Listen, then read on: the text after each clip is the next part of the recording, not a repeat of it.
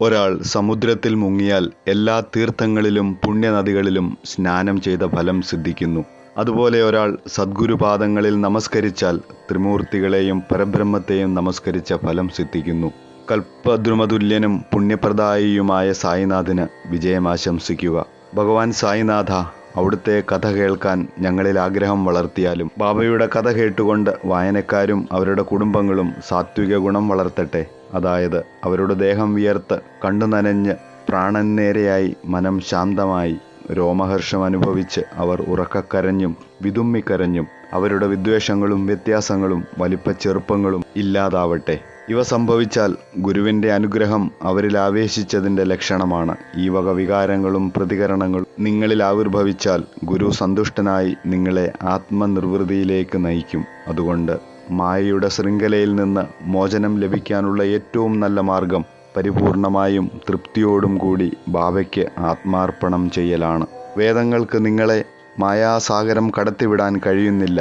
സദ്ഗുരുവിന് മാത്രമേ അത് സാധിച്ച് നിങ്ങൾക്ക് സകല ജീവജാലങ്ങളിലും ദൈവശക്തിയെ കാണിച്ചു തരാൻ കഴിയുകയുള്ളൂ. പ്രാർത്ഥന.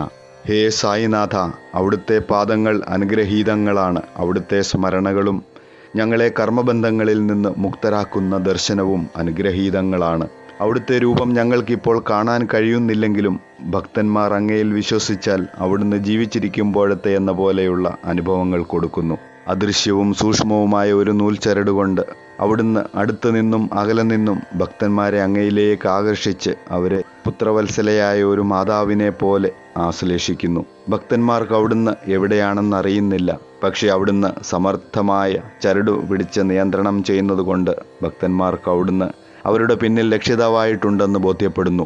ബുദ്ധിമാന്മാരും പണ്ഡിതന്മാരും അഹംഭാവം കൊണ്ട് സംസാരഗർത്തത്തിൽ വീണുപോകുമ്പോൾ അവിടുന്ന് അവിടുത്തെ ശക്തിയാൽ അശരണരും പാമരരും ഭക്തരുമായ വിനീതരെ സംരക്ഷിക്കുന്നു. അദൃശ്യമായും ആന്തരികമായും അവിടുന്ന് എല്ലാ കളികളും കളിക്കുന്നു. എങ്കിലും അതിലൊന്നും തൽപരനല്ലെന്നും കാണിക്കുന്നു. അവിടുന്ന് കർമ്മം ചെയ്യുന്നെങ്കിലും അകർമ്മിയാണെന്ന് ഭാവിക്കുന്നു.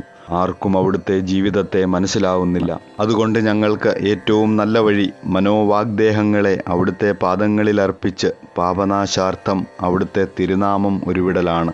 അവിടുന്ന് ഭക്തന്മാരുടെ ആഗ്രഹങ്ങൾ സാധിച്ചു കൊടുക്കുന്നു. ആഗ്രഹമില്ലാത്തവർക്ക് പരമാനന്ദം പ്രദാനം ചെയ്യുന്നു. അവിടുത്തെ മധുരനാമങ്ങൾ ഉരുക്കഴിക്കലാണ് ഭക്തന്മാർക്ക് ഏറ്റവും ലളിതമായ സാധന.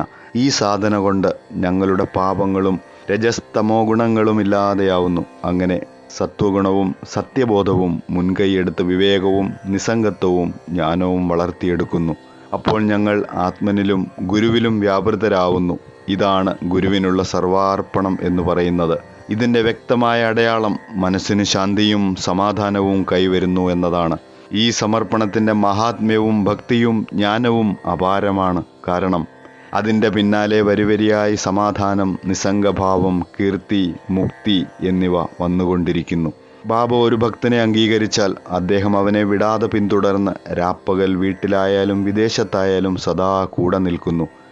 ഭക്തൻ എവിടെ വേണമെങ്കിലും പൊയ്ക്കൊള്ളട്ടെ, ബാബ അയാൾക്ക് മുമ്പിൽ ഏതെങ്കിലും അനുവർണ്ണനീയമായ രൂപത്തിൽ എത്തിച്ചേരുന്നു.